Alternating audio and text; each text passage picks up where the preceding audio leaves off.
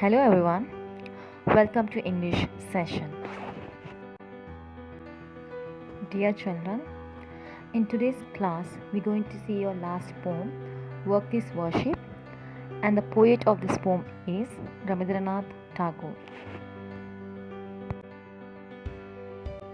Rabindranath Tagore, the famous poet, short story writer, song composer, essayist, novelist, painter, philosopher, social reformer, and dramatist, came into prominence when he was awarded the Nobel Prize in the year 1913. Gurudev or Tagore of simply Rabindranath was born into an affluent and brilliant talented family on May 7, 1861. Some of his famous works are Gitanjali, Gora, Fruit Gathering, Lover's Gift, The Gardener. His short stories include Kabuliwala, the Post Office, The Hungry Stone, etc. His fame spread far and wide, taking him across continent on lectures tour for the world. He became the voice of Indian spiritual heritage. And for India, especially for Bengal, he became a great institution. Tagore, the internationally famous thinker, philosopher, he died in the year 7th August 1941 in Calcutta, which is now called as a Kolkata. So this is a brief about a poet, Rabindranath Tagore.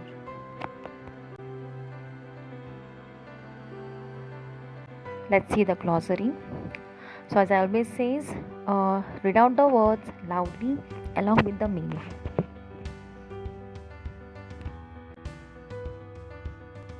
So let's start our poem. The first stanza.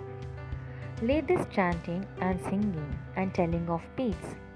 Whom dost thou worship in this lonely dark corner of a temple with doors all shut? In this stanza, the poet says that God is not just confined to the temple where the devotee sits with his mind all shut. Okay, he advised the devotee is who worship the God, right?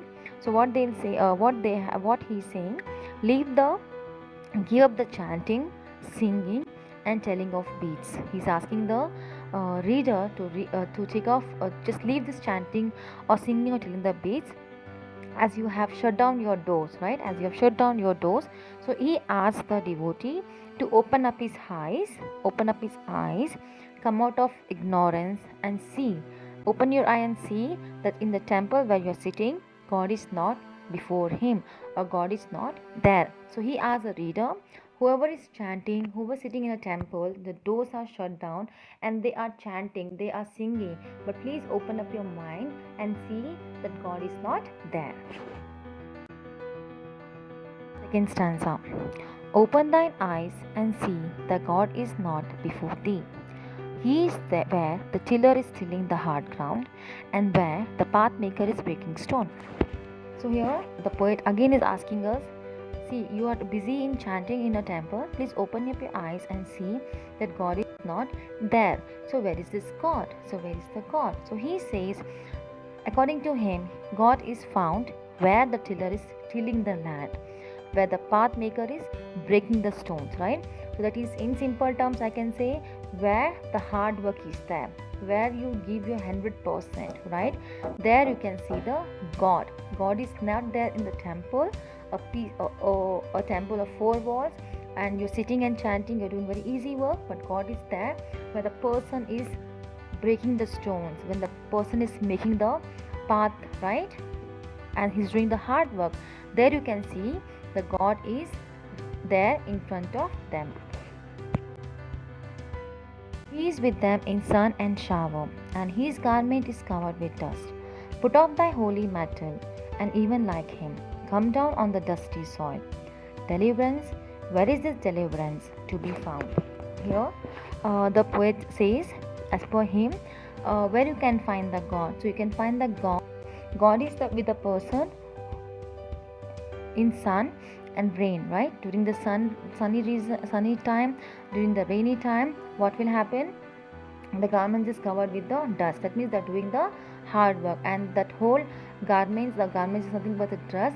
The whole dress is covered with the dust. And the poet asks a devotee is a person who praise the Lord, who worship the Lord, so God. So here the poet asks a devotee to put off his holy clothes, right, holy metals, whatever is there, and you are like a god, so please come out on the dusty soil. The poet asks, deliverance is not to be found in the temple. You cannot find the deliverance in the four walls of the temple, but you will find the deliverance in a sun outside, right? When you do a hard work, there you will find the deliverance.